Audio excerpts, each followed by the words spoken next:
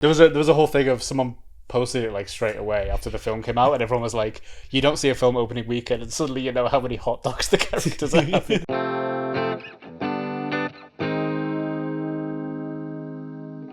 Hello, and welcome to HAZMAT, the only show that doesn't star Pedro Pascal. But soon will. Next season, he is coming in as a recurring character, and he will be promoted to lead. Yeah. We're being written out, so... So tune in for HAZMAT coming soon. I'm Pedro. And I'm not. I'm Matt. And I'm Harry. And this is the monthly thing, the part of the show where we talk about every new film or series we watched in the last month, whether we recommend them, what we thought about them, and how we felt watching them. I feel it coming. Ooh. I feel it coming, babe. The Weekend in Daft Punk. I feel it coming. That would have been so good for when we saw Hurry Up Tomorrow. Yeah. As always, we may get into some spoilery territory, so we will recommend up front, and then you can decide whether you want to continue playing the video or click off and go back to whatever you were doing before, probably some Flash games. No one's playing Flash games. Is that what people do on the internet now? Or is that what people do? Flash games? No, because we have actual games now. Coolmathsgames.com. No. Line Rider. Learn to fly. First up, weapons. A recommend from me. And a recommend from me. The latest from Zach Kreger, known for Barbarian and The Whitest Kids You Know, I think, is the sketch group he's from. Yeah, I think Barbarian was his first. That was his solo directorial debut, and he's 2 for 2. He's 2 for 2 so far. Two well, bangers. I mean, I'm taking your word for it. I haven't actually seen Barbarian. No, Barbarian's good. Yeah, Barbarian's good. Yeah, this is my first exposure to Zach himself. But yeah, we'll go back and watch Barbarian at some point. But yeah, really cool. This very sort of stylistic horror thriller. The premise was very interesting. Bit of a mystery. Great cast here as well. It all came together, I think, for this one. Yeah, I don't know what you call it. I appreciate not like an anthology, but the sort of multiple perspective of, kind of telling the story from multiple, sort of doing this chunk following this character, and now we move over to this character and we see things from their perspective. And yeah, structurally really interesting and really satisfying as well, because when you can get that right, you can use that to kind of fill in gaps and give more context to certain things we've already seen, but then obviously we see how that happened. Yeah, I always love that mode of storytelling where you get kind of more context and you see the same scene play out from someone else's perspective and literally a different angle sometimes. I always find that really interesting. So yeah, there was a lot of that in this, and I think the mystery unfolded very well. Obviously the premise is that this entire this entire class of children, the whole cast disappeared. We're getting rid of the caste system. It doesn't work. Yeah, the caste system disappeared completely. Yeah, a whole class of children disappear overnight except for one, and they just run away at 2 whatever time it was in the morning. I forgot now. 2:24, 2:27. I feel like that number's important. It was 2:13 or 2:17. I feel like it was 2:17 sounds right. Yeah. Some really creepy shots as well when they were kind of showing that happen. There was a bit of comedy in it, which is what another thing I liked about this was it was funny as well as being very tense and scary at times. There was a lot of comedy here, but yeah, seeing some of the kids just kind of sprint across the road in the dark was I mean, obviously some of them have become memes, like me headed to the fridge at 3 a.m. or whatever. I think that's something that was present in Barbarian as well. It's Zach Kreger is very good at balancing the actual horror with dark comedy, and it never sort of leans too hard into it that it takes you out of the movie and you're like, oh, this is silly now. Apart from the climaxes, I think the climaxes of both films are kind of when the ridiculousness ramps up the most. Yeah, but it's it's earned it by then. I think the last 10 minutes it's kind of allowed to be as ridiculous as it is, because it has earned it. We've kind of solved this mystery now, and all hell is allowed to break loose, and it's a bit cathartic to kind of see that all happen, because so much of the film is building up tension.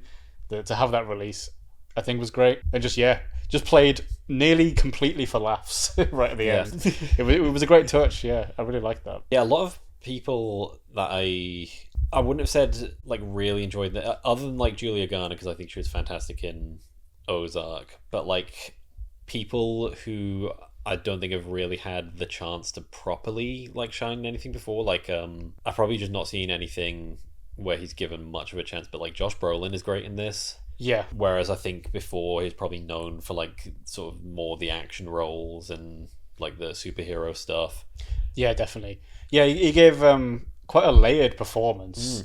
Obviously, there's a big theme of like grief and loss here as well. There's the whole theory of it's an allegory for school shooting and things like that. But yeah, he played this like sad dad character, and I think it was such a great touch that his kid was the bully of like our main character kid, and so it's that interesting dynamic if we feel sorry for him, but also his kid's a little shit. But it's like obviously he loves his own son, and he played the depth of that character really well, I think. Yeah, it's how each character kind of ties towards this mate, because I saw a lot of interviews with Zach Cregger and how like obviously there is the whole kind of reading into the movie of it being about like collective trauma of like massive traumatic events, but the way Zach Cregger tells it, it's more of like a personal story about the effects of like alcoholism and how that affects the family and your immediate kind of community around you.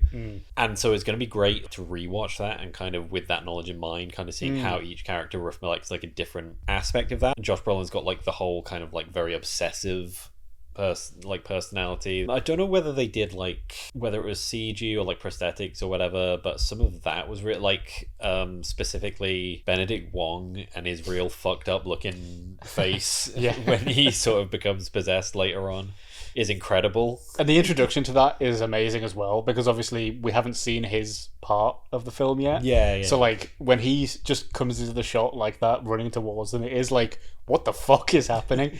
I think that's played so well. And then obviously you get the context like in the next section, I think. But yeah, Benedict Wong, really great here as well. He's another one. I haven't seen him in enough to see him shine, but he was great in this. Him and his character's like partner, I think, kind of stole the show a little bit when they were on. There's obviously the whole hot dog thing. Have you seen it online? People like posted the meal they had, where he puts it down and it's like 7 hot dogs and like loads of crisps and like celery and stuff. There was a whole thing of someone posted it like straight away after the film came out, and everyone was like, you don't see a film opening weekend and suddenly you know how many hot dogs the characters are having. Like, you can't avoid spoilers anymore. But yeah, that was a nice little again, it's a part where there was a bit of lightness and a bit of comedy was kind of their relationship, the sort of brief snippet that we see of it before again all hell breaks loose in their house. We should talk about the actress's name escapes me, but the one that played the aunt that ended up being the villain of the piece. Yeah, I'm trying to remember. Yeah, I can't remember. But yeah, amazing. I mean, amazing. She's going to go down as kind of one of the modern horror villains, I think. In the same vein as maybe like Longlegs, like that kind of vibe. They're unique and like immediately jarring and kind of uncanny enough that they stick in your mind and they're like memorable coming out of it. Exactly, because she's so insane to look at. Yeah. The makeup on it was absolutely brilliant, and the way she's slowly introduced as well through characters' dream sequences or things like that. You see a bit in the forest at one point. Yeah, I think that's done really well, and gives it all the more impact when she does finally arrive, and you're like, right, okay, now we're going to find out who this bitch is. That's what I said out loud. Yeah, they were very, like, a lot of people were very I got upset, some funny like, looks. Shushing. Yeah, a lot of shushing. Right, now we're going to find out who this bitch is. Unbelievable. And we should talk about the heroin addict, who we should have revised the actors. No, we're doing names. it live. We're doing it live. Listen, we saw this about a month ago. Yeah, that's how professionals do it. You do it live. You do it on the cast. We do not refresh our memories of the cast. Anyway, Junkie James. He was James something. Yeah. He's great and just played that character so well. And again, a bit of lightness and comedy in there with his character. That was a lot of fun. I think that was something I didn't quite expect from this film, from the marketing, is it was fun. Yeah. It seemed like it was going to be like very like moody, dreary, atmospheric, but no, it's like, but it's just a great ride, isn't it? Like the way the mystery unfolds and the way mystery element, the movie's carried a lot by that performance, and it's weird to think that almost all of them were like second choice.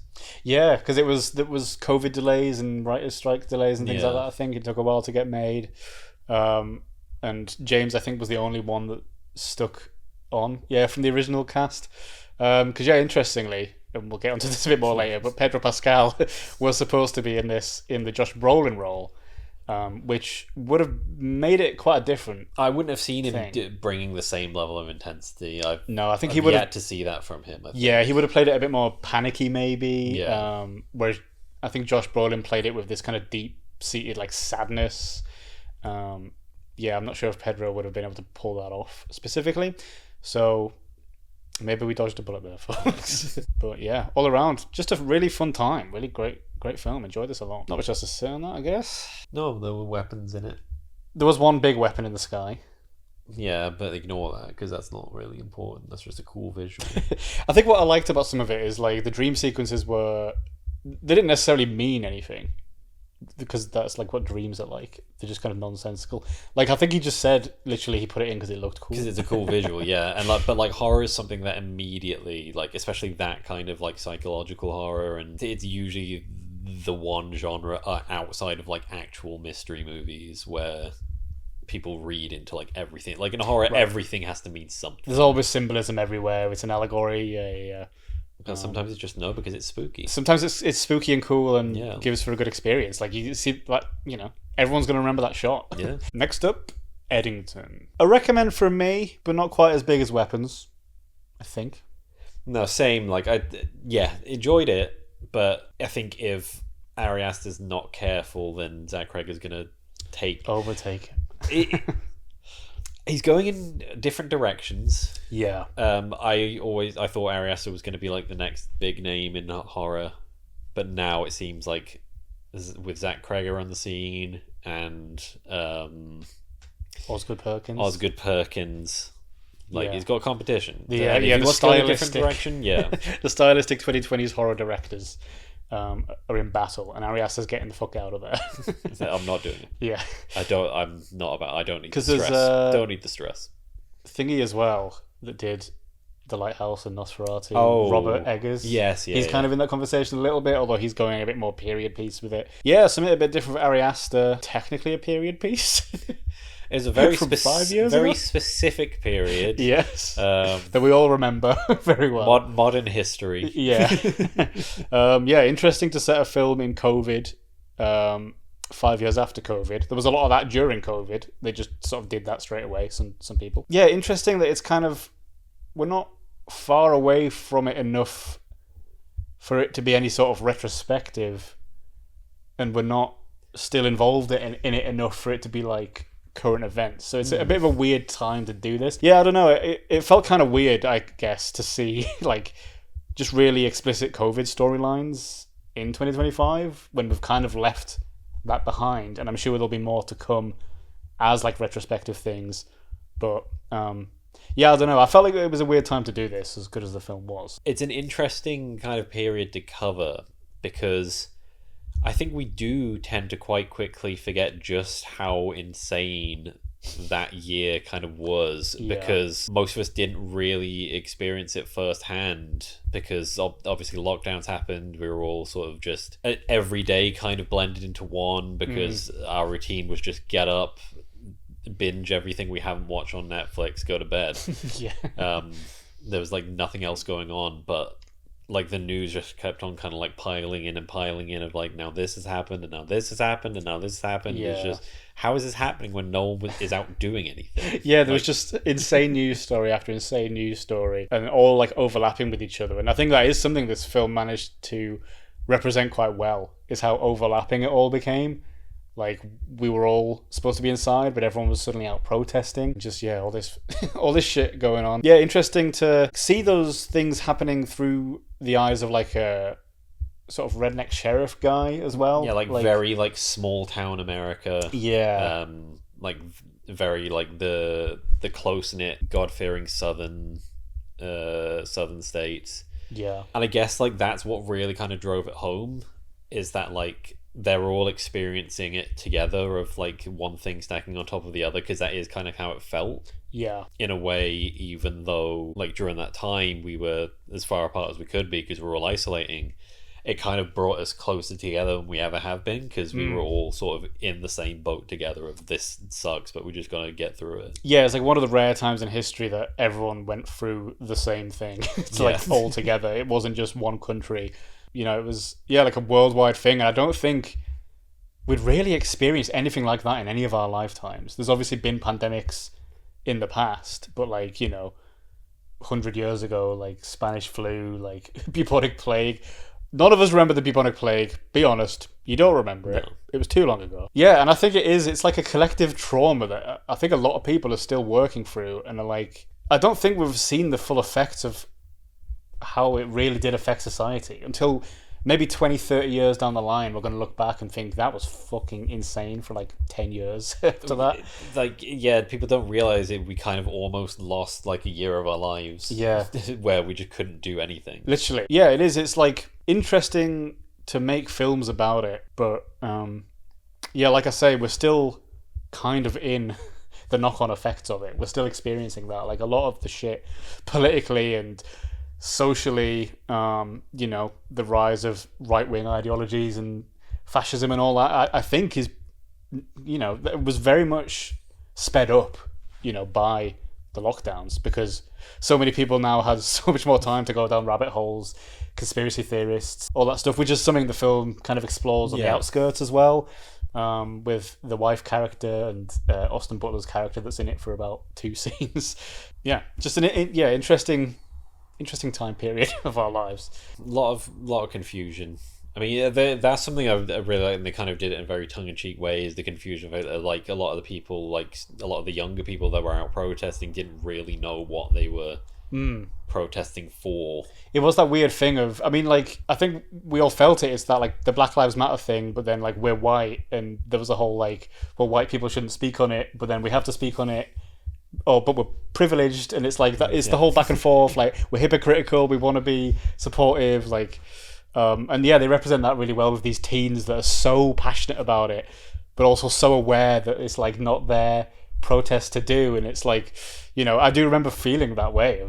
It's that conflicting thing of like, our voices don't matter in this argument, but if we don't speak up, that's a bad thing. But if we do speak up, that's also a bad thing. Yeah, just a mess. Yeah, very confusing time morally as well, I think. Joaquin Phoenix, great as always. Joaquin Phoenix really great here. Looks a bit like Mark Maron in this, I thought. Very Mark Maron vibes here. Yeah, he did a great job. He's one of those, he just sinks into roles.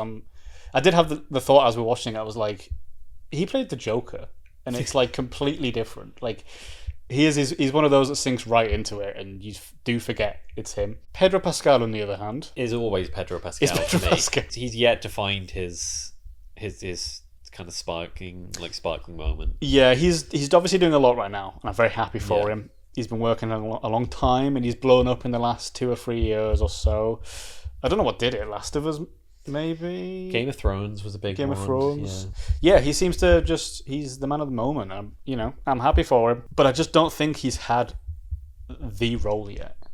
He's kind of throwing a lot at the wall and taking every offer he's getting, but he's playing them all a little bit one note to me. Like, everything I've seen him in recently, he's serviceable in everything. Yeah, like he was good as Reed Richards, like we were saying last month, but again played it in a way that Pedro Pascal you would expect him to play it. And he's the same here, he's just sort of Pedro, really. There's not too much about this mayor character other than he's a bit more sensible than the sheriff, I guess.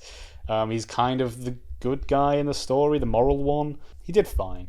He did okay here. I mean, spoiler alert, he is killed off about halfway through. Yeah. And then we don't have to worry about him anymore. I mean, I think where this film goes is interesting as well. Every time you think you've got a grasp on what it's about, something else happens, which again goes back to what we were saying about that is what COVID felt like. That is, the movie has the exact feeling of what the time was like. It starts off with a small dispute over wearing masks, and then it becomes him running for mayor, and it becomes like a political thing. Yeah. And then it becomes this whole murder conspiracy, and like a crime thing going on. Then there's like the cult aspect where his wife goes off with Austin Butler, and then like an actual just full blown terrorist attack. Yeah. And then it just finishes with a classic shootout. Yeah. Just mad. A fun ride, I think, from that perspective of just being like, right, what the fuck's gonna happen next? Who knows? It's like stories weren't kind of quite wrapped up before the next one started, but I think it worked quite in its favor of just making it this. They did it so many times that it just becomes what the film is. Yeah. And yeah, that's kind of what Lockdown felt like. Stories weren't being wrapped up before the next one started. Overall, pretty good, pretty interesting, an enjoyable film to watch. A lot of themes thrown at the wall here, but again, that works for what it's trying to do. And the cast are pretty good. They handle like all the social media aspect pretty well, I think, as well. Yeah, that's true. Accurate social media, which is always a plus point for films when they're able to do that and not just have like fucking search bubble.com or whatever instead of Google. And again, like going back and watching it, some of those little bits where it just shows like the social feeds, there's going to be so much more in there that you didn't really catch the first time I'm watching, because I remember there being little references to like the fucking like the murder hornets and like all the random little side plots. The side plots of 2020. So there was Trump in there at some point. Like, go back and watch that in like slow motion and see just how many sort of things they managed to get in there. Yeah, be interesting to see where he goes from here. Because it will be. Yeah, I don't think this is going away from the horror. This I think Beau Was Afraid was kind of still sort of surreal horror stuff, but then like this seems to be a like completely different direction. And it'll be interesting to see whether this goes down as like a top tier Ari Aster film in years to come, or if it'll be a bit of a sidestep, a bit of a mid tier one maybe. Yet to be seen. Film number 5. Looking forward to it. Ari. That's not me. You're not me. That's kind of just me in a Cockney accent. Ari. It has just occurred to me. He's just called Ari. Yeah. People as just a know first by name. that. Ari. Is that short for something? Barry.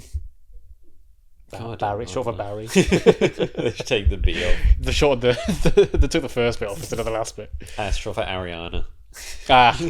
Ariana asked. Yeah, what's the male version of Ariano? Ariane? Arian? Oh. Okay. Moving swiftly on. Next up, Materialists. As I've just been informed, not the Materialists. No, just Materialists. Just Materialists. It's always just been Materialists. It's Eagles all over again. I'm going to go with not recommend here. Yeah, I think it's very like...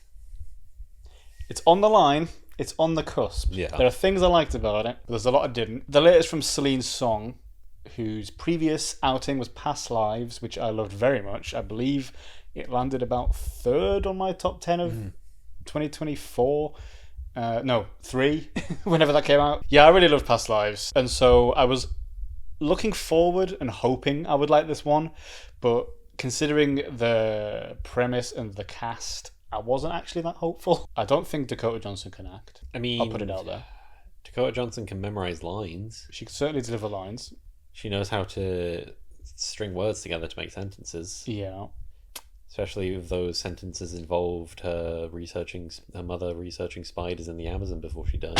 Yeah, this whole film feels like that long. Pedro is just Pedro again, like we've discussed. Yeah. That's, we can just clip that. Which what we just said again. This kind of movie makes a lot of sense. It worked a little bit better for this. Yeah, he's good at kind of the suave man. He's very charming. Yeah, Pedro, and that worked here. And then interesting to see Chris Evans as kind of a down on his luck sort of loser character.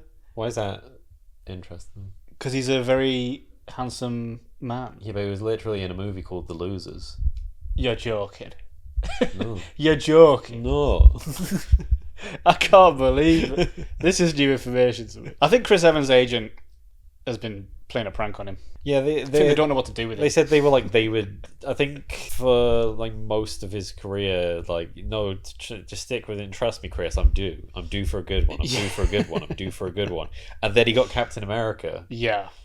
I was like, what did I tell you? What did I tell you? And then everything since then is like, I'm due for another. I'm due for another. Yeah. No, stick with it. I'm due for another. I think out of the 3, he was the best in this. Yes, in that I just enjoyed his storyline and his character more than anything else in the film. I think the scenes of him in the flat were great, and I think he was pretty much carrying the chemistry between him and Dakota Johnson here. He was doing his best, bless him. So yeah, I think Chris Evans is pretty good. Overall, it just didn't live up to Past Lives for me at all, I think. It's sort of halfway between like a rom-com, classic rom-com, and kind of the indie vibe that she's come from. It's sort of trying to do a bit of both here. I think it falls a bit flat because of that, in that it tries to do a bit of the quirky, fun comedy thing, but it's also trying to be very deep and meaningful in a very like sincere sort of way. It's also like quite cynical in the approach, I guess, in that the whole main character kind of takes this approach to love and dating. There's this very cold, calculated, mathematical approach of like, here's all the stats between people and here's how you arrange them together, and like percentage wise, here's how like compatible you are and how likely it is that you're going to stay together. And it's okay, that's probably not how it works. Yeah. No one ever fell in love based on numbers. Yeah, and it really does drive that theme home a little too hard, I think, as well. Like, you know, you can count on 5 hands the amount of time she explains that to another character in the film and says that it's all about the maths to her, just straight up saying it. I think a lot of it is a classic case of tell, not show, in the script here. Yeah, I don't think it helps Dakota Johnson's case that this is the only thing other than Madam Web that I can think of that she's in. Yeah, well, 50 Shades of Grey. Didn't She was in watch that series. I didn't watch that. Yeah, I'm not sure if I've seen much of her stuff before the last couple of years, so maybe I'm not seeing the best representation of it. Maybe she's been in better stuff over the years. Who's to say? Maybe I should go back and be corrected. Maybe she's a good actor in certain things. From my experience of Dakota Johnson, I have not enjoyed her presence on screen. But from my experience, there's better Dakotas out there and there's better Johnsons out there. It's better Johnsons. It was just a bit dull. Yeah, a bit lifeless. And again, I think it's like it's trying to do that quiet vibe of like an indie thing, which is what Past Lives nailed so well. This small story that is just about 3 people and the relationships between them, and it's not plot heavy, it's more about character moments. And it tried to do that, but under the guise of like a rom-com, which rely on plots and narrative moments way more. I think it just didn't get that balance right, and so it did make for just a bit of a boring film, because if you're going in it for the rom-com elements, you're not getting enough of that. If you're going in for the indie elements, it's not enough of that. And it just makes for this sort of dull mess in the middle. I think romance is it's one of the hardest things to try and be transformative with, because it's one of the most predictable genres out there. Right, it's like they're gonna get together or they're not. It's like you watch like any Hallmark like romance movie, you can tell exactly what the premise is going to be and then exactly how it's going to play out. Yeah, exactly. And I think that the conflict in this is solved really easily as well. It was sort of marketed as this like, will she, won't she, who's she going to choose kind of vibe, love triangle classic thing. But it just is all solved very easily.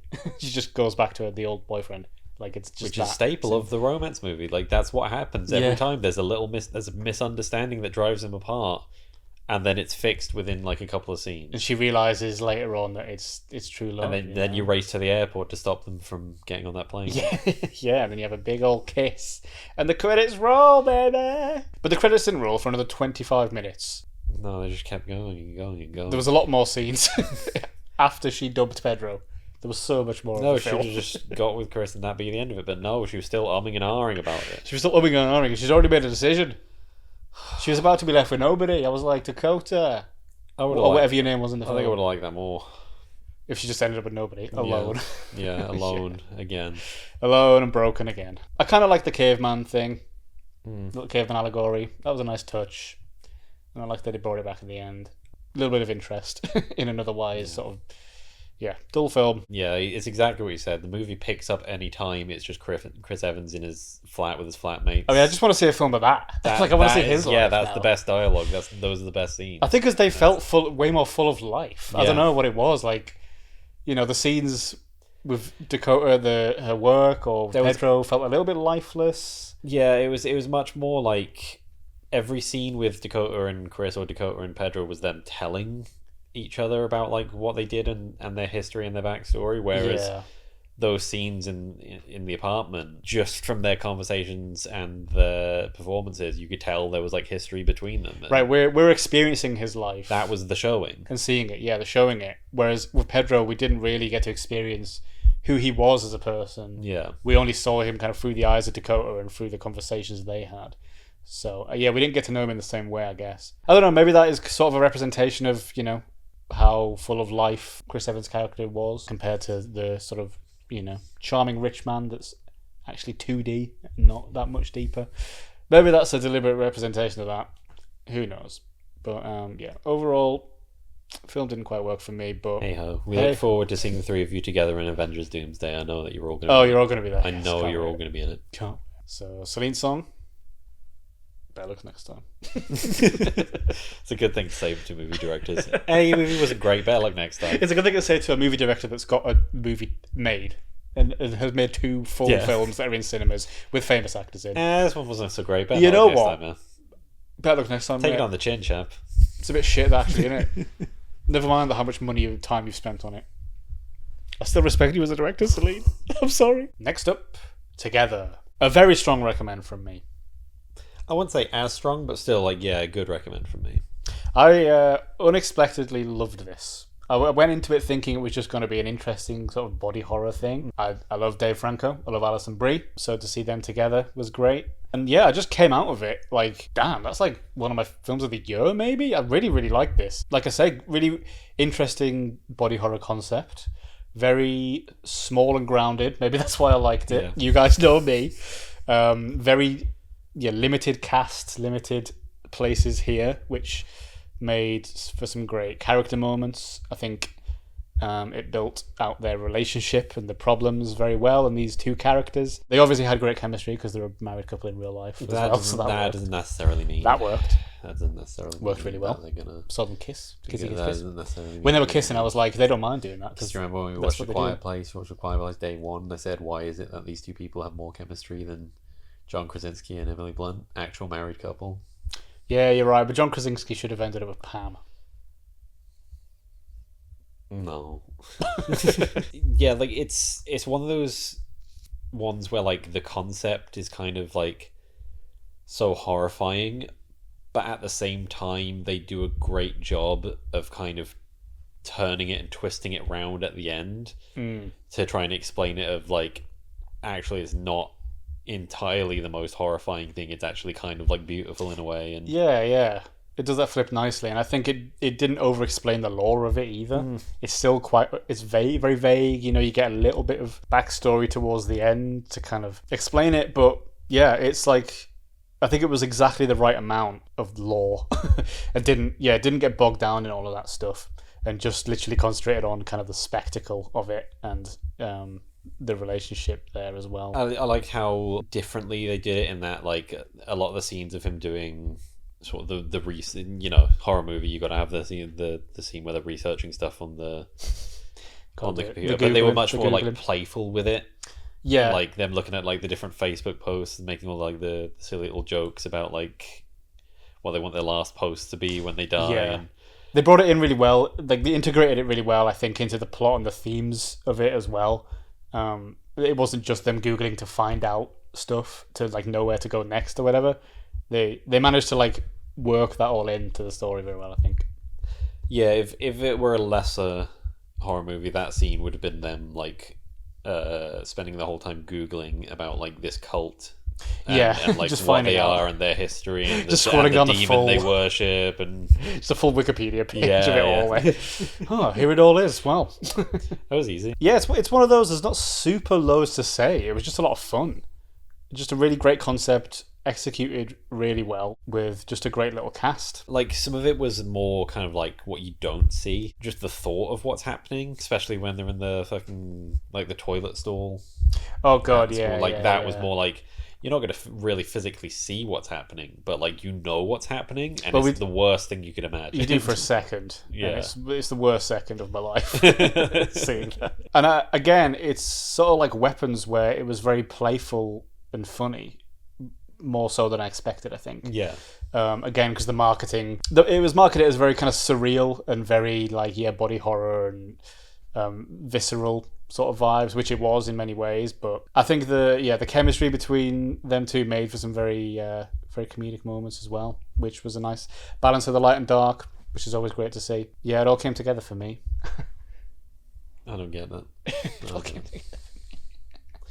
Beatles song. Beatles in past tense. Oh. Came together. Oh god. Oh. Right now. Over me. Yeah, I guess we can go into the ending of this, because I think sometimes horror movies are some of the hardest to end.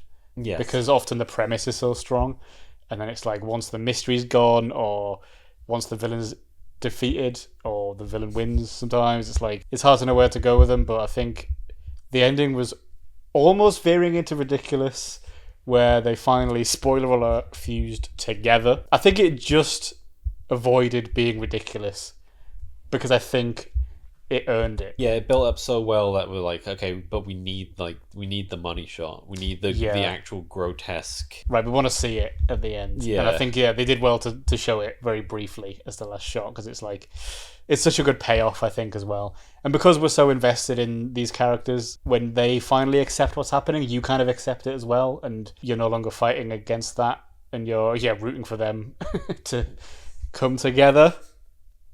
Do you get it? I don't understand that time either. I didn't understand that time either. No, didn't get it. Right now. Yeah, it's not something that you can like really like go that deep and analyze a whole lot. It's just like it's a cool concept, executed well, great performances all around. Something very endearing about watching Dave Franco like hanging around outside the window like a lost puppy. Yeah, some great shots in here as well. If that had been James Franco, it would have been very creepy, it would have been very different. But if it was Tom Franco, I wouldn't know how to feel. Don't really know him. Don't really know that guy. But Dave is just so Dave, love Dave, and I can't wait to see him in Now You See Me 3 as well. Yeah, he's just a little baby. Love him. Little baby I love Dave and everything I see, and I like Alison Brie as well. I was a big fan of Community when that was on. I like seeing her pop up and stuff in Glow as well. She's great. Next up, The Naked Gun. I mean, what can you say? What can you say? A strong recommend from me. What can you say other than this is not just a recommend, but this was my favourite thing from the man? I cannot remember the last time I saw something that made me laugh as much as this fucking movie. I've never cried laughing in the cinema before. The closest I came was Friendship last month, but fuck me, we were laughing so much. The snowman scene, I think, is what got both of us the most. The snowman sequence, I was in tears at. Just incredible, silly comedy legacy sequel, directed by Akiva Schaffer of the Lonely Island fame. So I'm already a fan. I'm already on board at this point, and just nailed it so well in like a time where you just don't see this kind of film anymore, or even this kind of comedy in a way. Like, it's so silly and slapstick, but so endearingly so. And it's not kind of cheesy in any way. Yeah, it feels like it should be dated, but I think now it's come to the point that modern comedy is so sharp. Like you say, it's very meta nowadays, and it's all about like the punchy one-liners. Yeah, we've talked about it before. There's a sense of kind of irony now. Yeah. Like, it has to be a bit clever and a bit dark, maybe even. Like, it's got to be mixed with other stuff. So yeah, to see just a straight up like slapstick comedy, like, joke after joke, like structure, was really quite refreshing. It now stands out in that like no one else is doing this anymore, so there's a hole in the market where we can kind of just say, well, hold on, no one's doing these weird like kind of spoof movies anymore. Yeah, because they used to be kind of all the rage, like parody films specifically. Yeah. You think of like Scary Movie, all that stuff, like the movie movies. Yeah, like there were so many of them. And obviously they were kind of an offshoot from the OG like Naked Gun stuff, like Airplane, Spinal Tap, even like that sort of vibe of film, the parody genre, which has kind of gone by the wayside recently. Like the Weird Al one a few years ago kind of hit that vibe a little bit. So it's sort of been here and there, but nice to see it on the big screen. It's almost hard to talk about a film like this like so seriously, because it's so ridiculous. It's so silly to the point that like these are the kind of movies where they defy logic all the time, but it makes sense in the context of you don't really care about any of that. They're constantly breaking the fourth wall. They're constantly like breaking the conventions of like traditional movie making. And like it works to their advantage all the time. It's kind of like there's more of an element of freedom to it, and that you're not confined by like the strict set of rules of everything has to flow and make sense. Yeah, it's almost like cartoony in a way, weirdly, where, and I'm going to use a big film studies word here, the verisimilitude of the world, which is where we accept the world for what it is and the rules within that. Yeah. They kind of break all of that, but then the verisimilitude becomes that it is like just a wacky world where like anything can happen, and he's getting coffees in the middle of the sky and everything like that. Because it's just like it doesn't matter at that point. It's almost like the joke is more important than realism or the plot. Yeah, which is something that has just kind of disappeared from comedy. Yeah, hopefully this sort of reignites the genre a bit. I feel like it's such an impressive feat to write a movie like this, and that like yes, it still has a plot, and it still has like story beats of like it goes to here and here and here. It just feels like relentless though, in that like every other line is a punchline. It's like, it's impressive. Like you can sort of imagine them just punching everything up in the writer's room, like thinking, like, can we get a joke in here? Like, probably going through every line, every action. It's like, we can get something in here, or we can at least get something in the background. Like, there's probably tons of background stuff we missed. That's going to be a running theme, I think, is a lot of the stuff we're talking about is going back and watching these and seeing everything that you missed, because this is just, like, full. But, yeah, just so enjoyable. So enjoyable. And Liam Neeson as well. He's not super known for comedy stuff, but did really well here. He's got such a dryness to him that lent itself well to the ridiculousness around him. Yeah, I said that like his comedy style in this reminds me a lot of John Cena's comedy style, who's so good at playing it like completely straight. Yeah. But it's the ridiculousness of the things that they're saying and like the timing of it that makes it work. Exactly, yeah. And just how kind of sincere he is in some of these like lines that are so silly. And yeah, just a great fun cast around him. Pamela Anderson as well, very fun in this. Yeah, everyone just sort of got into it, I think, which is, you need a commitment when you're in a movie like this. You need to like just fully commit to the bit to make it work, and I think everyone did. Like, it's just one of those, like, they obviously probably had so much fun making it, like, and that I think bleeds through, which is very important. Did not have Cody Rhodes cameo in like my 2025 checklist, so there was a couple of wrestling ones, wasn't there? Yeah, Dave Bautista. Dave Bautista was there. Although Dave Bautista, I don't really. He's kind of got like into acting now. I mean, like, officially now, he's like the premier. I saw the rank. Wrestler turned actor, yeah. Yeah, although there was controversy because they put Mr. Johnson over John Cena. Which I would say quality-wise, absolutely not. But, like, in terms of his legacy, yes. Like, he's a more recognizable face in Hollywood at the moment. But I think John Cena will eventually overtake him. Yeah, and I think he's a better actor, maybe with more range. But hey, the Smashing Machine is coming. Yep, not much else to say about Naked Gun. It's not one of those you analyse. It was a bloody great time. I can't wait to see it again, to be honest. Yeah, and I hope they do more. It's one of those things that I was worried about, like, will it hold up upon like rewatching? But like we said, I think there's so much in there that you will pick out like upon like further rewatches. I can see it holding up. I think comedy is like ironically one of the genres that does hold up on a rewatch the most, because funny stuff is just funny. Yeah. Like, if it is funny, it's funny. But then, at the same time, it's a genre that doesn't age well either, because it's so of the time that it's made in. But that's why these movies are great, because, like, I don't think you can age that kind of comedy. No, exactly, yeah. Because it's not reference, it's not, like, referential humor, it's not, like, satirical in nature. Like, you can use that anytime. It's just solid jokes that are in the moment and, contextual for, like, what's happening there, but... It isn't some wider comment on like the state of society or whatever. As much as I like comedy that does that, really great to just see some simple slapstick, and they fucking nailed it. Well done, Kiva. Better luck next time, because you had really good luck here, and I'd like to see it even better. I'd like to see it like bigger and better. Next up, The Roses. Ooh, you know what? I hadn't thought about this until now. He's struggling. I'm not sure. I think I recommend. Very light recommend here. Yeah, it's so borderline for me. Yeah. And when it's borderline, usually I go with a no. Yeah. I'd say the movie that we got, it's a not recommend, but it had the potential to be. I think I want it to be a recommend. Yeah. Because I wanted to like it. I wanted to like it more than it did. And I think I didn't that much, like, thinking back. Aspects of it, yes. The movie as a whole, I think is imbalanced, and that's why it's not. Yeah, I'm going to learn to not recommend then, but teetering. It's teetering. Yeah, The Roses, a remake of The War of the Roses, the film from the 80s. Oh, I thought it was just the historical event. Also that, it happened exactly like this.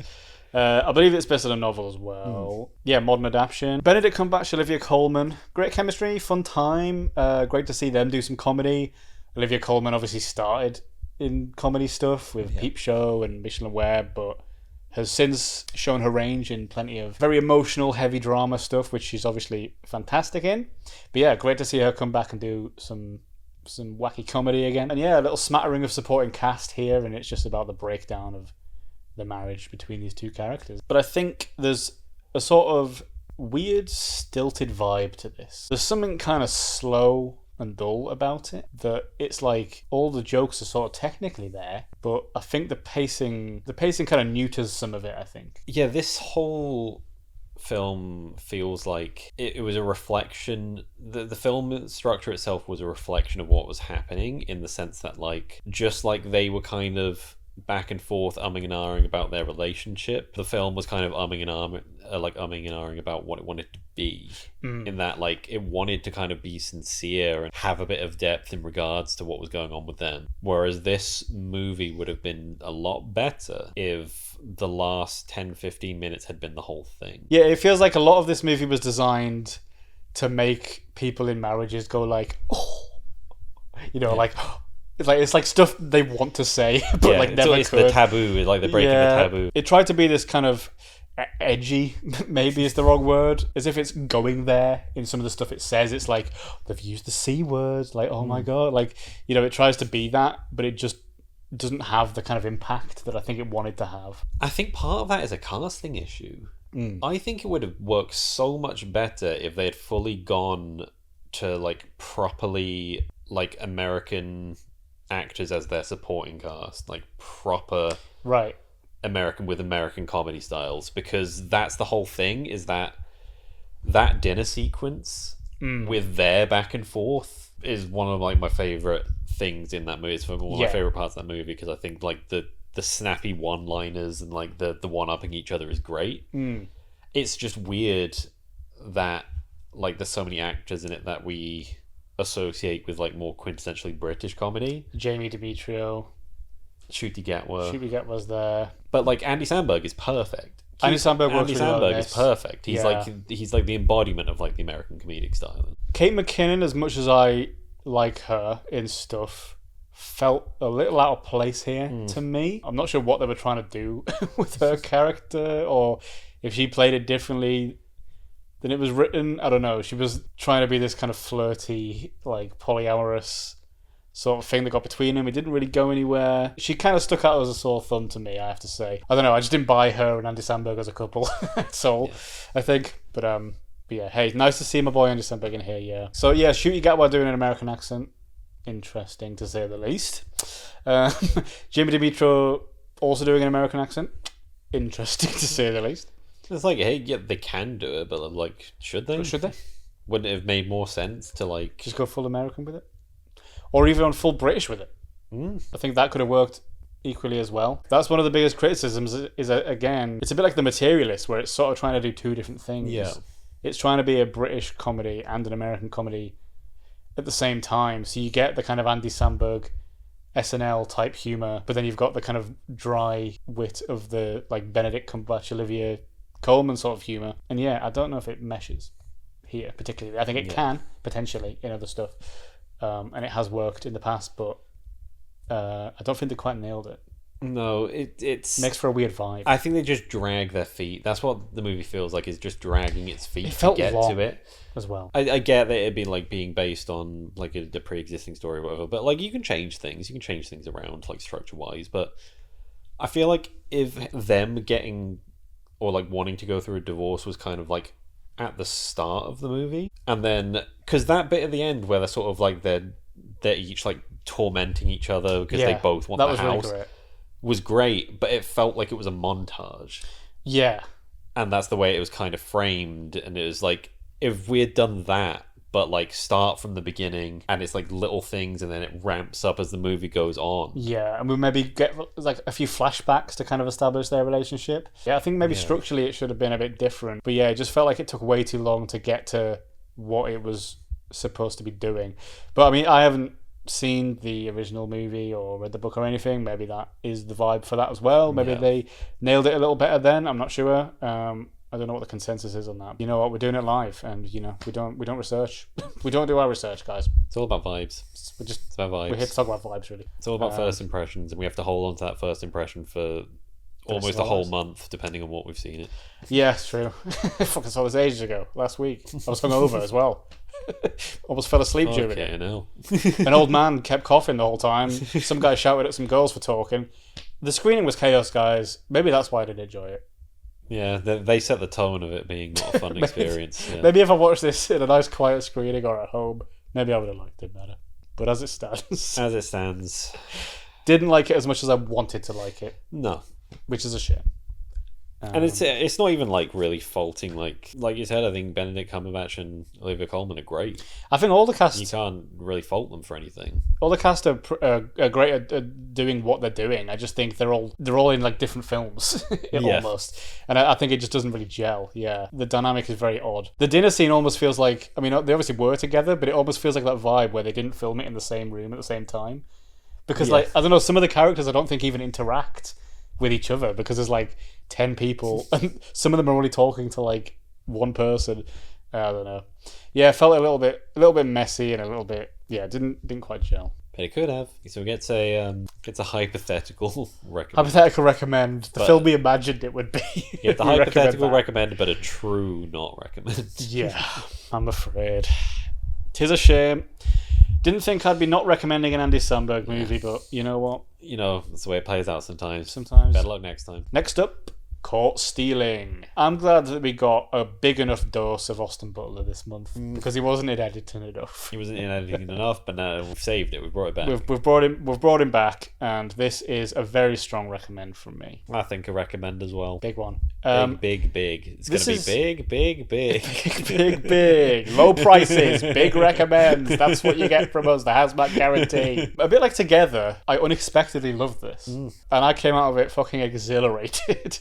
This is such a fun film, just about a guy that gets drawn unwillingly into this criminal underworld in 90s New York. Lots of wacky characters, lots of crazy fun action sequences, and just a great ride. Yeah, it's weird in that both of them are kind of these, they don't seem like massive movies of the year.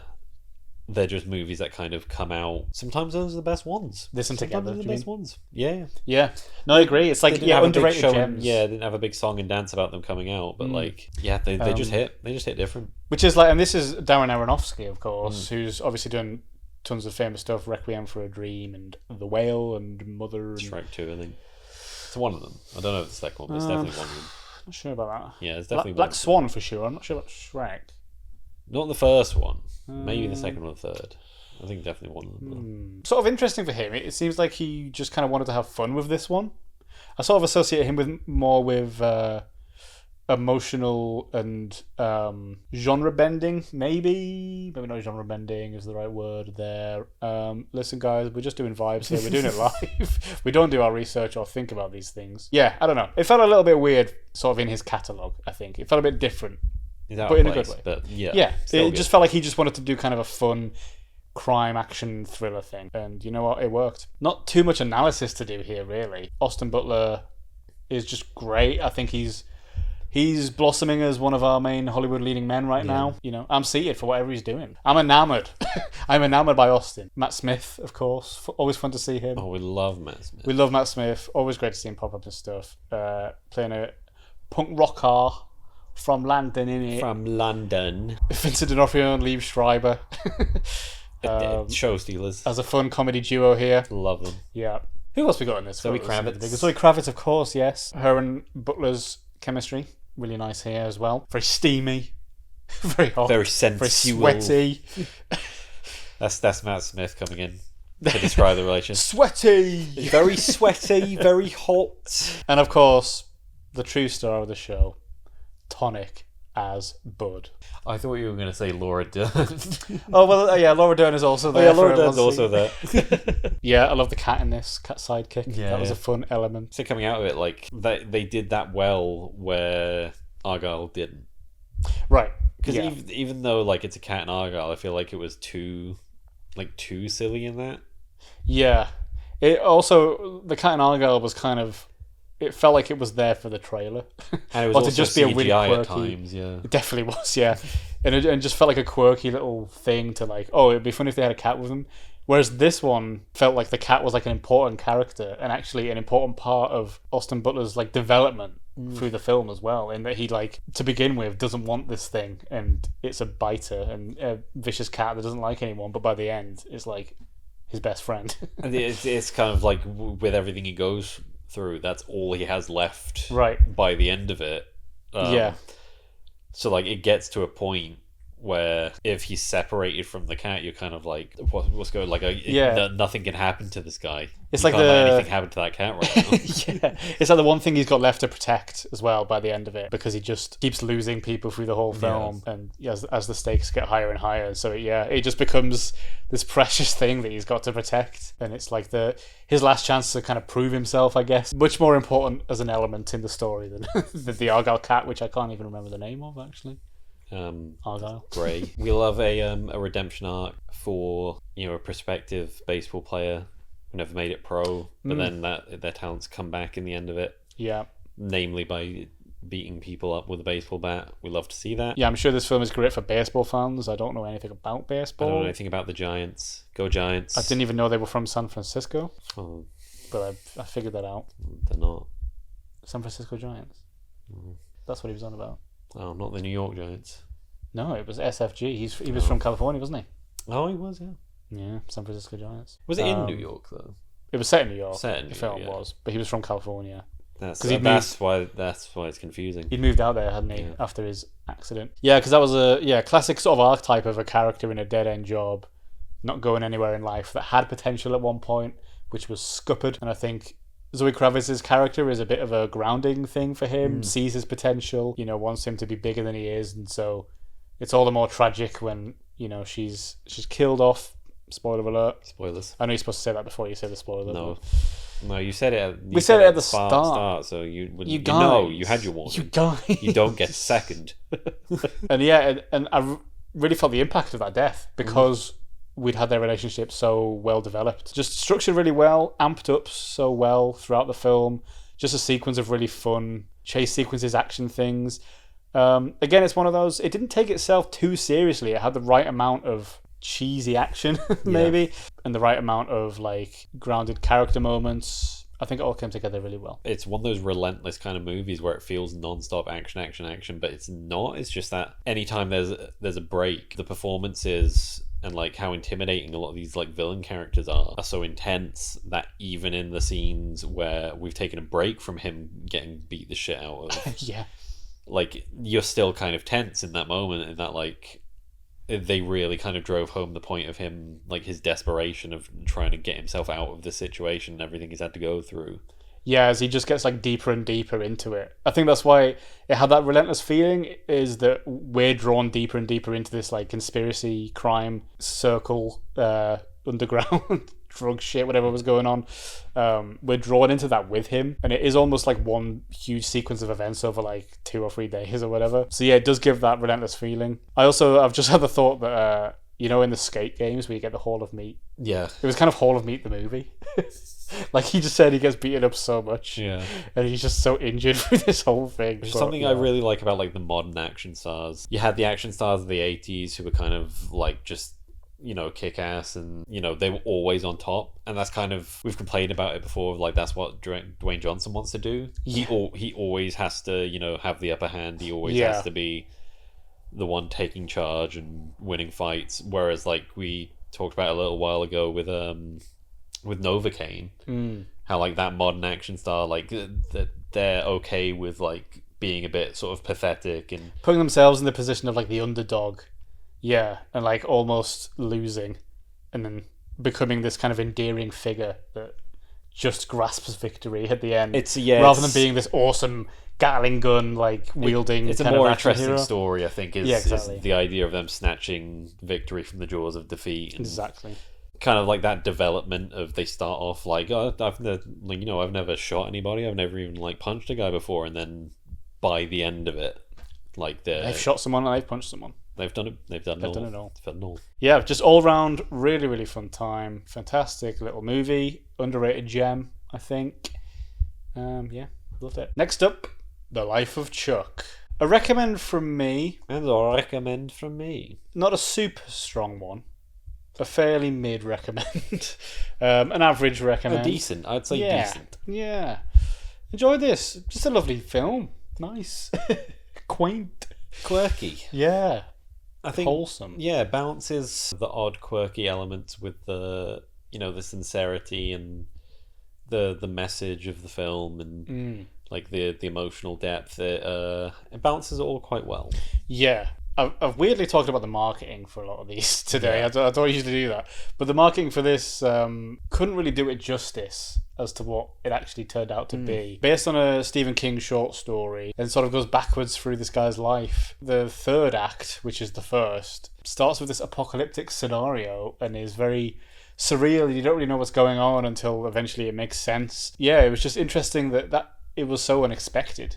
I went into this knowing this is a guy's life in like backwards chronological order, and I was like, that's an interesting enough premise to do. You're going to learn things and get more context as we go, and then it just starts with like the world ending, and I'm like, what the hell is going on here? But yeah, I think structurally, interesting way to do it. Yeah, it was a weird thing that, like, especially with, like you said, with the marketing, that they really like to flaunt and show off how many big names were in this. Yeah, who specifically only appear in that first. In that first third of the movie. Yeah, some of them are basically in it for like a minute. Who then eventually sort of interspersed and come back. Yeah. Because there's a cool little... The way they did it with it, telling it in from, the end back to the beginning. So the whole kind of concept with the movie is them hammering home this point of that, like, even as one person in the whole of the universe, you also create your own universe within yourself with it, like everything that you learn and experience through life, like regardless of like how long or short it is, because like obviously with this movie it's like his life is kind of cut quite tragically short, but you see from that first act just how fleshed out his life was, and like even these people that sort of appear in the background in his early years have such like an impact on him, and they're so like well developed and go on to have a starring role in this little whole world that he's created within himself. Yeah, because that was like something that was so bizarre. You don't really see it, but you're constantly hearing about all these things that happen, like the massive earthquakes and like the sinkholes opening up, but then everyone that you kind of see is just sort of like very whimsical about it. It's like, oh yeah, this big sinkhole opened up downtown, like it swallowed up a bunch of cars and a bunch of people died from it, but we carry on. It's a cool representation of how that is like recontextualized later on, and the fact that like all these people are very like nonchalant, very accepting about like it's the end of the world, and we don't know what's happening. But that was kind of his approach, in that you find out later on in Act 1 towards the end of the movie that there's this weird aspect of the cupola in their house, and how going up there you end up seeing visions of people that people dying, or people like, they can be people or just kind of people that you're aware of. But towards like the ending of the movie is kind of like he goes up there once he's become like a teenager and sees a vision of his own death, and it becomes like, it recontextualizes the whole movie of, it's like, yeah, he's aware of like his own death and his own demise, but like he doesn't let that change anything. He still lives his life to the fullest and decides to take every experience as it comes, because at the end of the day he's like, I don't know what that is. I could be 30 there, I could be 60, like when it doesn't change anything. When it comes, and that's kind of like, that's how everyone reacts in that apocalyptic scenario. It's just like every day is we're getting a little bit closer to the end, but we don't know when it's coming. It's just when it happens, and we just live with that. Tom Hiddleston was good. He wasn't in it as much as it was very marketed around him being the star, but then it is mostly the kid. The kid gets the biggest part, because it's almost the most important part to contextualize everything else. His love of dance, his relationship with his grandparents, the death of his own parents, and the tragedy he comes from, but the like wholesomeness and the wholesome memories as well that are teased as well in the earlier parts. It brings that all together very nicely. I love that structure. Like I said before, it's the same with weapons. It's that structure of learning more context for things you've already seen. Yeah. And then learning later on how they came to be or what they mean. I think when that's pulled off well, it's very enjoyable. So yeah. Next up, The Toxic Avenger, Uncut. So somewhere out there's a cut. If there is, I don't want to know about it. This is a solid recommend from me. Not a lot, to analyze in terms of its depth. This was just pure like B-movie horror superhero comedy schlock, and I loved it as like a sort of a Monday reboot, or like Yeah, sort of like a reboot and retelling of like the original movie. Definitely keeps in spirit with that. This was very campy, very schlocky, but great, like executes it really well. And a great segue because Jacob Tremblay is also in this. The third actor today to appear twice on the list, and he won't be the last. I'll say that. Yeah, bigger cast than I was expecting for this one. Like Peter Dinklage in the lead. Kevin Bacon is the villain, and everyone just does such a good job of really just hamming it up, but like that's the vibe they were going for. They really wanted to recreate that very cheesy, like very in keeping with like the original like 80s B movie kind of style. And this is just a fun time. It's a real fun movie. Again, it's probably going to be another one of those ones that I gotta rewatch because again it's very relentless, a lot like The Naked Gun was, with them taking a lot of opportunities to put jokes in here and there, and again not just like the spoken jokes, but like all these like visual gags that I've probably missed like so many of them. It perfectly kind of like balances, you know, if it's not overwhelming you with the comedy, then it's doing like the really like visceral gory aspects of it. They say it's like technically a horror, but it's not like scary. It's that kind of like gruesome horror. So there's like a lot of like violent kills in this, but I'd say they never really lean into the horror aspect of it. It's very much like a campy like comedy kind of movie, and obviously because it's a very tongue-in-cheek kind of almost satirical take on like superhero like action like comic book movies. They take a lot of advantages to kind of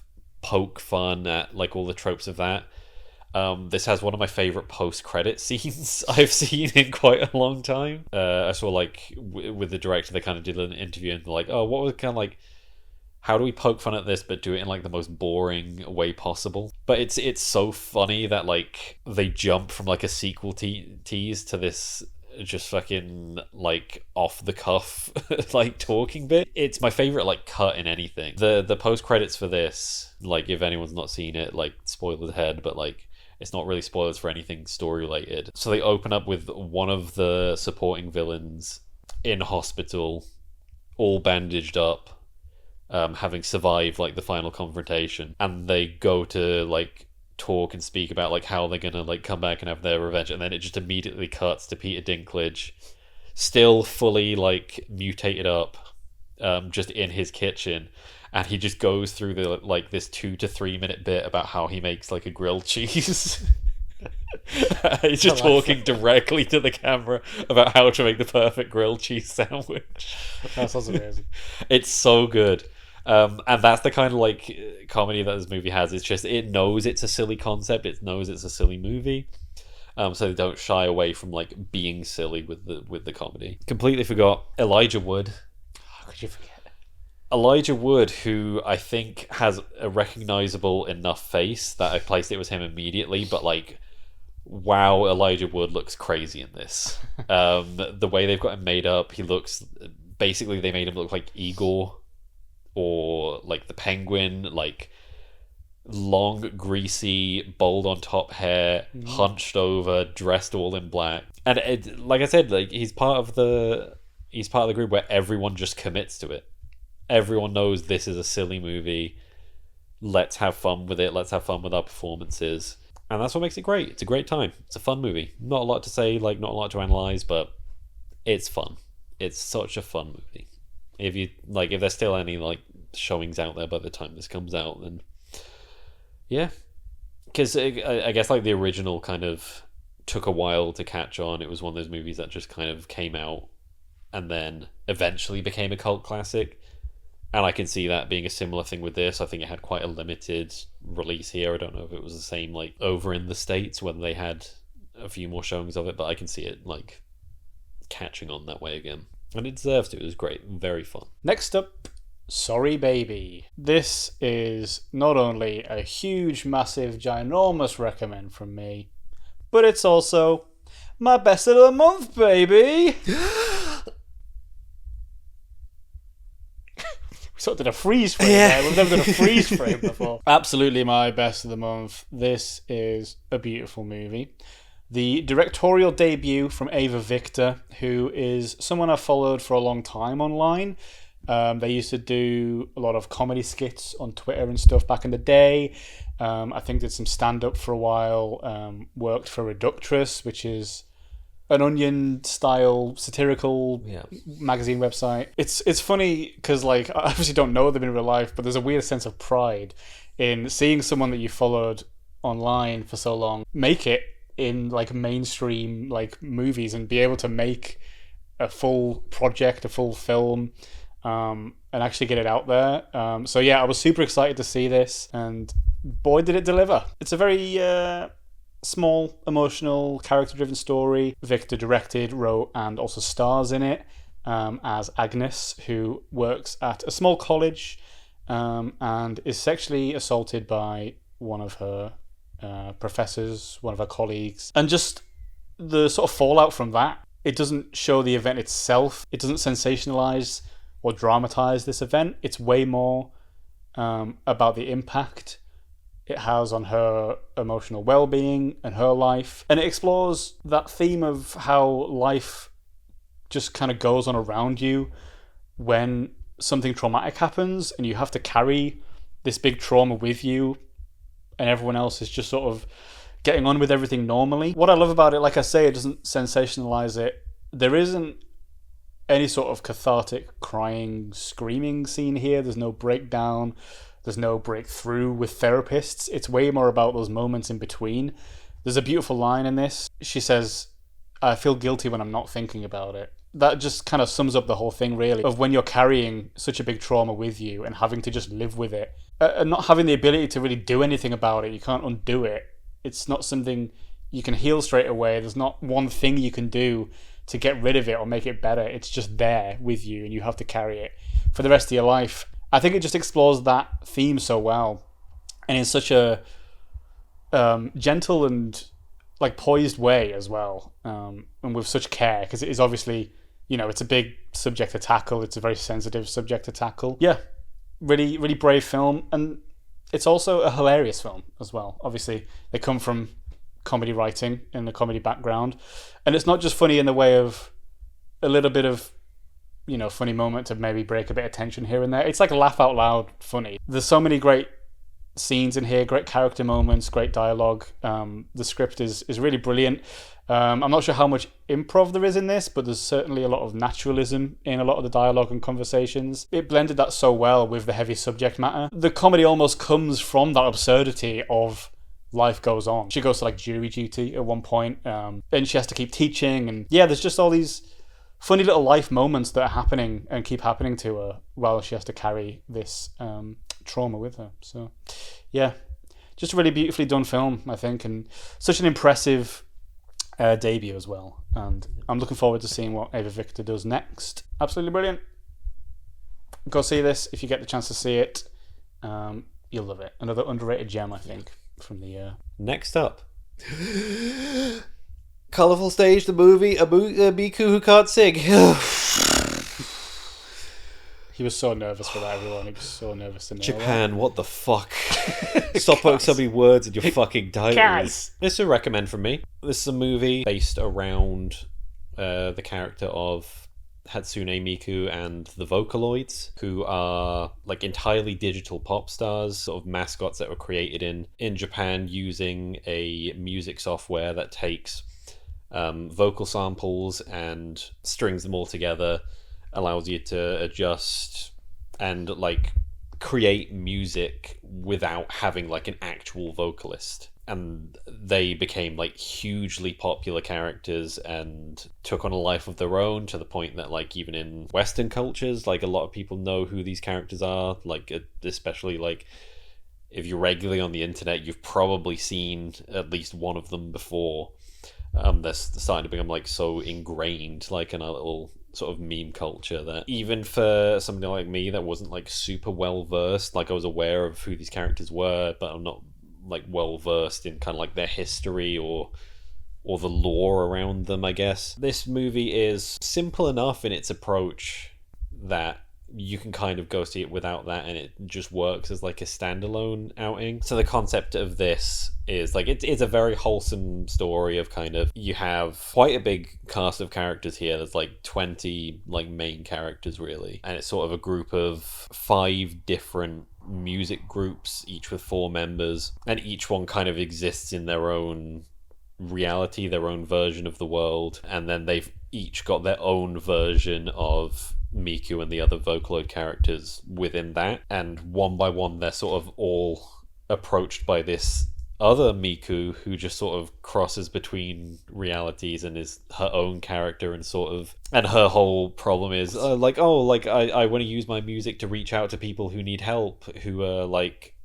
struggling with their hobbies, or like artistically, like they're hitting that block of like, nobody cares, I don't want to do this anymore, I'm never going to be any good. And she wants to use her music to reach them, to kind of encourage them to, you know, push through and keep going, but she doesn't know how to, so she goes to these 5 different groups to kind of learn about them and their different styles and their different talents. And it's just a kind of a story of unity and friendship across worlds, and how they all come together to help her out. And obviously, like, it's an anime movie, so there's a lot of like big fantasy bullshit in there as well. It takes a little while, I guess, to get into. Like, it took me a little while to kind of grasp that concept of like all these characters didn't exist in the same place. They're all sort of their own different branches of reality, and I kind of figured that out once I was like, oh yeah, there's like 5 or 6 different Mikus in this movie, so I guess it's like an alternate reality kind of thing going on. But they do a pretty good job of like visually distinguishing them. Like, each group kind of has their own unique style. You have one where their attire is very like street dance looking. There's another one where it's very like refined, like kind of prim and proper, and then there's another one that's like, it's all like circus outfits. So they all have their own unique looks and their own unique like musical stylings. And that's when I think the movie flourishes the most, is later on when they all put up together their songs to kind of to help out with the situation they're in. Music is great. It is, my one gripe is it all comes at once. they play all the songs at the same time. Not like layered over each other, but it's like it's literally one after the other. Like, they have this whole montage of they have this whole montage of them like workshopping their songs and like coming together and writing them, and then you see them perform them, but it's literally one performs and then the next one, then the next one. So if there'd been like a little bit of if there had been a little bit of breakup in there, that would have been great. But yeah, quite a simple, wholesome little story, just a fun experience, and could work as like a cool gateway of like, no one's familiar with these characters. It's quite accessible to just kind of sit down, watch this, and then at least you're vaguely familiarized with what's going on. But I think the funny thing is Hatsune Miku has this weird thing where like she has so many crossovers, yet anytime she does a crossover, that's canon to her lore. Like that's real. Like that really happened. But yeah, if you want to go see a movie that is largely centered around an anime girl with blue hair who is a big Japanese mascot, not for the Vatican City, not that one, the other one, just go have fun with it if you could find it, because this showed for literally 2 days here, I think. Damn. So it was like, I saw that and I was like, it's not like a movie I would have normally been interested in, but like when I see a movie that is accessible for 2 days and that's that, like I gotta. That's the good shit. Next up, Dexter Resurrection. A massive recommend from me. Obviously, if you've watched Dexter, watch this. This is such a great comeback for this series. I'm a massive Dex head. I'm a big old Dex fanboy. Watched the original show back in the day and sort of got my love for it reignited with Original Sin, which was the prequel that came out, I think, start of the year or end of last year. I think I talked about it in an episode at some point. And since then, that kind of inspired me to go back and rewatch all the series again. And I've been reading all the books in time for this new series that came out, and just truly reignited my love for Dexter, the show, everything. This has been my year of Dexter. And just what a comeback, man. You know, for a show that, you know, it's got some controversial seasons. There's a couple of endings that people don't like, and this managed to bring him back and make it worth it as well. Yeah, just a fantastic season. So we've got kind of a new status quo here. Dexter's in New York now instead of Miami, and we've got a great set of guest stars here: Uma Thurman, Kristen Ritter, and our fourth actor to appear twice in today's monthly thing, Peter Dinklage, is also in this. No.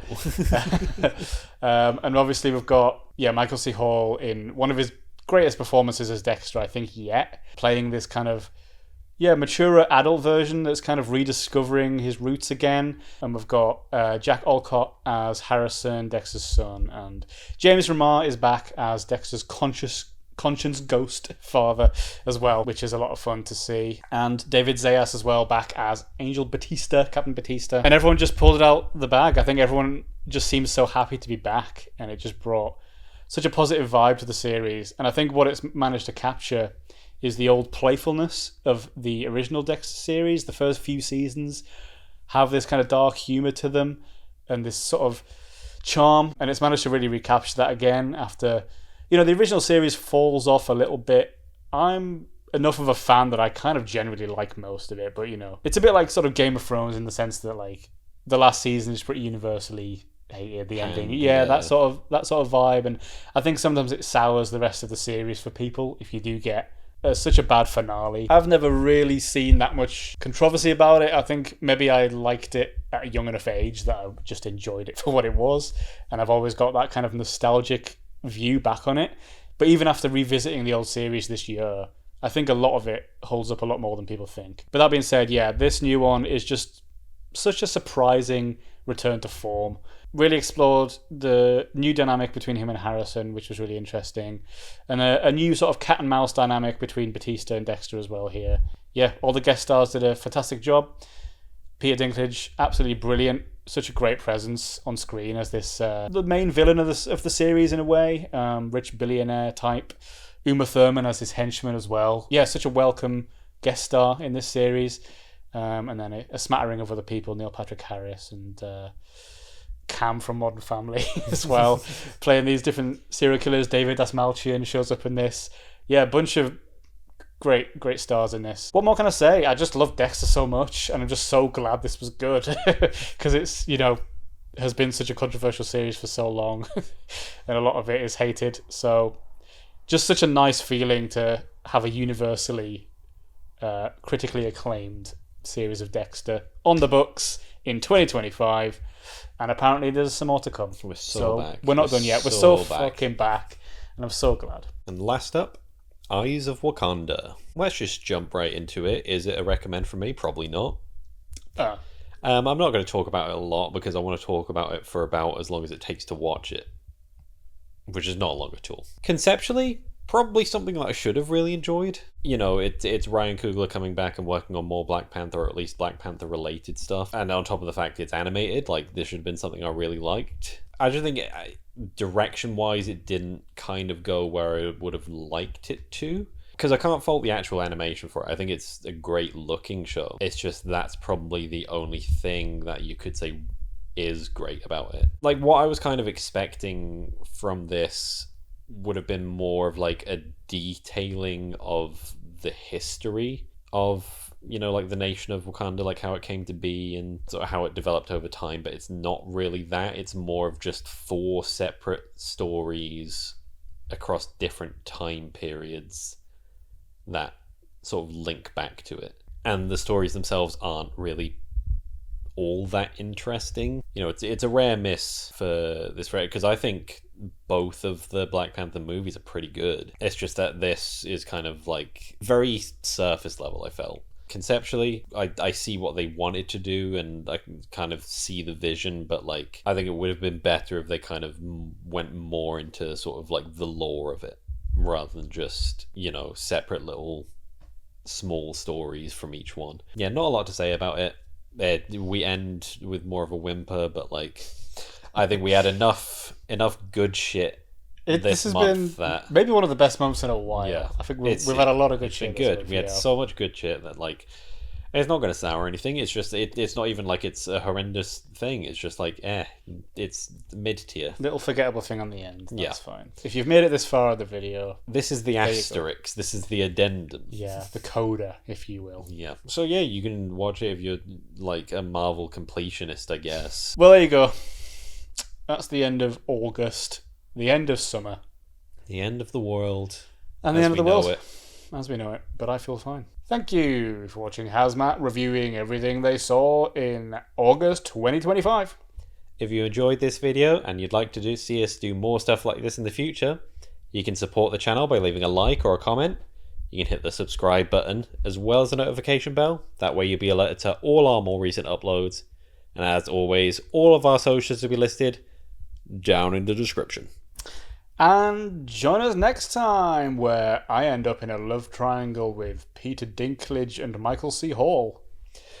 And I'm going to end up taking the fall for stealing roughly $4 million, which was left to me by, I don't know, Peter Dinklage. Or Michael C. Hall. Michael C. Hall.